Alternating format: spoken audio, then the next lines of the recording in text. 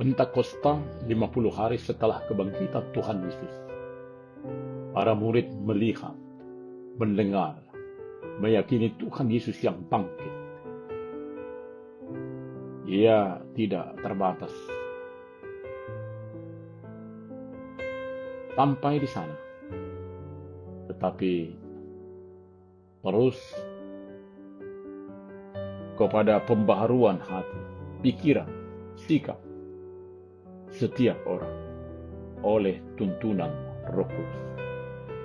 Dengan lahirnya gereja menjadi awal adanya persekutuan yang membawa kebaikan oleh pengaruh terang dan garam di dalam jati diri orang Kristen. Terimalah Roh Kudus. Inilah kekuatan kita untuk menjadi berkat dimanapun kita berada.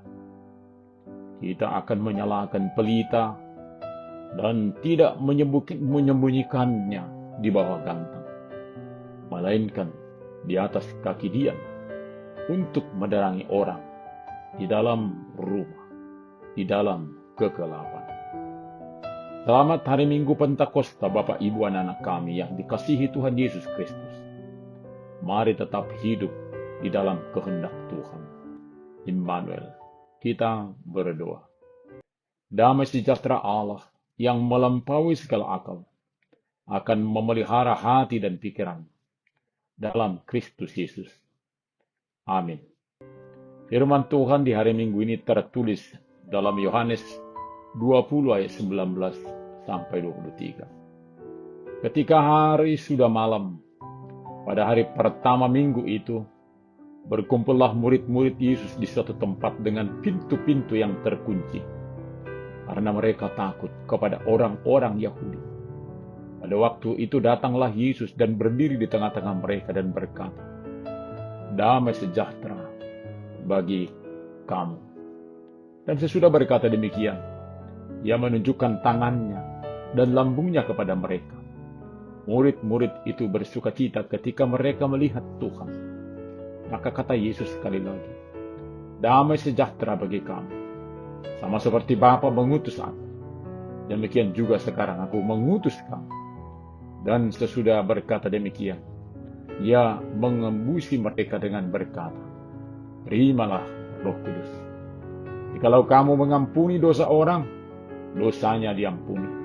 Dan jikalau kamu menyatakan dosa orang, tetap ada. Dosanya tetap ada." Bila mana dikatakan terimalah Roh Kudus, kita membuka hati kita menerimanya dan mau dituntun, diarahkan, diajari Roh Kudus.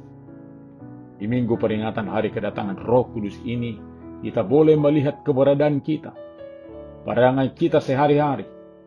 Apakah kita sudah dalam sikap yang sudah dipenuhi Roh Kudus, dan kita boleh selalu dibentuk, diarahkan.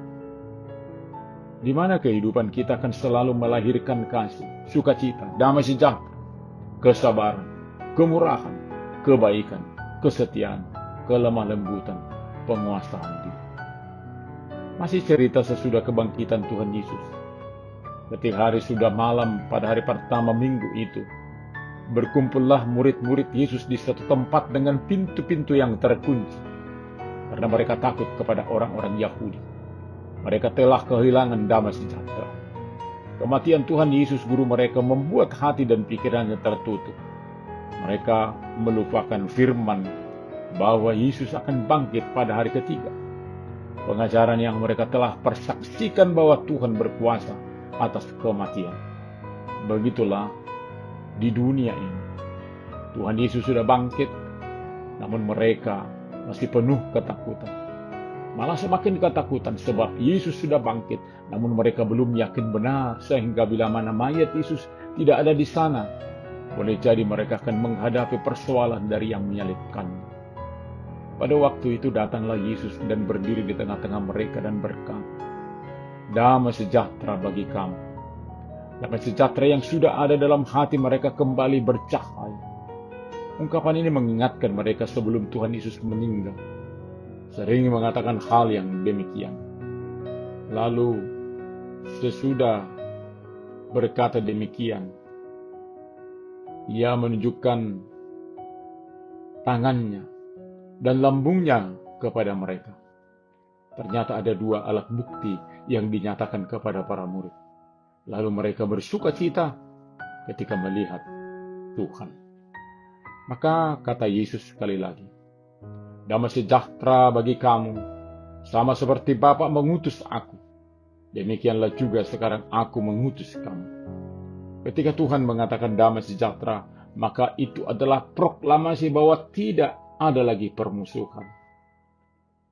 Dan menerima berkat, sebab sudah ada perdamaian dengan Allah, sekaligus kehidupan yang kekal. Tugas yang sudah diemban diberikan kepada para murid, yakni membawa kabar baik, kabar keselamatan kepada dunia, sekaligus bergantung sepenuhnya kepada Bapa. Jadi tugas kitalah berkesaksian sepanjang hidup, membawa perdamaian baik dengan kata-kata maupun dengan tindakan. Tugas pemberitaan ini didorong oleh kasih kepada Allah dan sesama manusia. Tentunya seseorang yang didorong oleh kasih akan tetap bersemangat dengan tanpa lelah. Dan sesudah berkata demikian, ia mengembusi mereka dan berkata, terimalah Roh Kudus. Jikalau kamu mengampuni dosa orang, dosanya diampuni.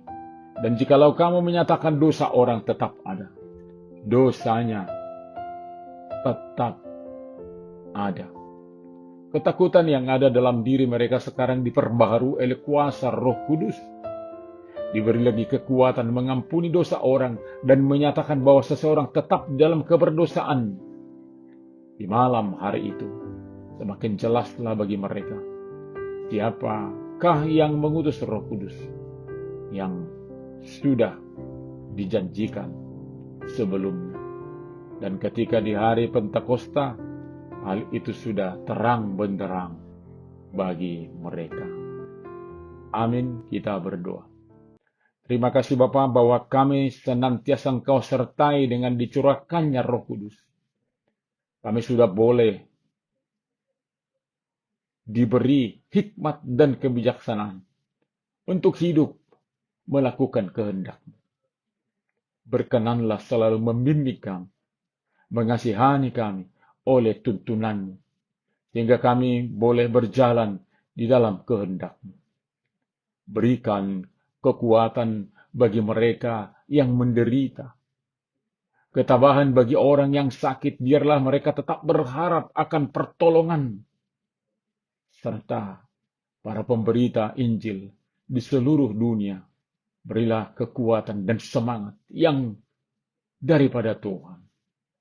Terima kasih Bapa. Hanya di dalam nama Tuhan Yesus kami berdoa. Amin.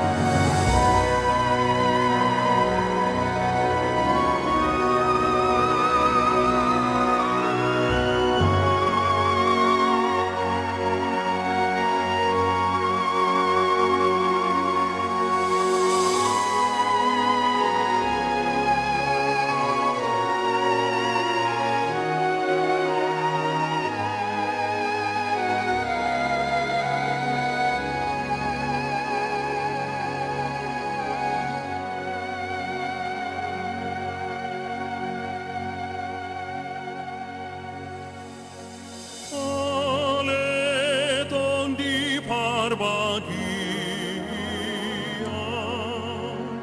ondi pangontian dia kana porseai, sarma hoturo halami be, saya jari sayupi mahami be,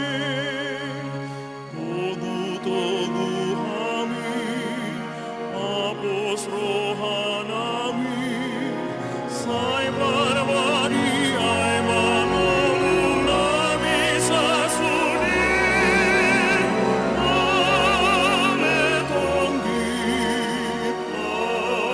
berbahagia, kuhi rohanami, sai barbaria.